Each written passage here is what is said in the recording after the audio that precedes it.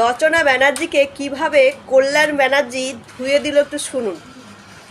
আরে দিদি নাম্বার ওয়ানে ছিল বলে টিকিট দিয়েছিল, না টিকিট পাওয়ার মতো যোগ্যতা ওর কোনো কিছু ছিল না।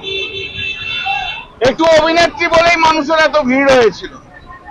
যারা চলে গেল, এনডিএতে পার্টনার হয়ে গেল, তারা কি বলছে যে এরিয়ার ডেভেলপমেন্ট করার জন্য আমরা গেছি, এটাই তো বলছে। যে জিওগ্রাফি জানে না এরিয়া, সে এরিয়ার ডেভেলপমেন্টটা কি করবে? 1.5-2 বছরে এরিয়ার জিওগ্রাফি জানে না। যেদিন থেকে গেছে তারপর থেকে তো একবার এরিয়াতে আসেনি। যে এরিয়াতে আসে না, যে মানুষকে ফেস করতে পারে না, যে কর্মীকে ফেস করতে পারে না, সে কিসের ডেভেলপমেন্ট করবে? ওসব ডেভেলপমেন্ট করার কথাটা হচ্ছে নাটক। আসল হচ্ছে এর মধ্যেই যা বানিয়ে নিয়েছে কেউ কেউ যে যা বানিয়ে নিয়েছে। ফলো করুন।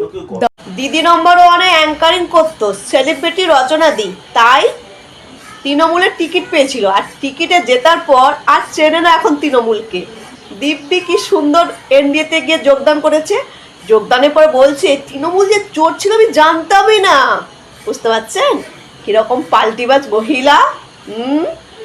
আর যখন মমতা ব্যানার্জির পাশে থাকতো, বাপরে কি যে তৃণমূল সম্বন্ধে বলতো, সবাই শুনেছে। আর এখন হচ্ছে আরো জ্বালা হয়েছে, দিদি নম্বর ওয়ান থেকে লাথি মেরে তাড়িয়ে দিয়েছে।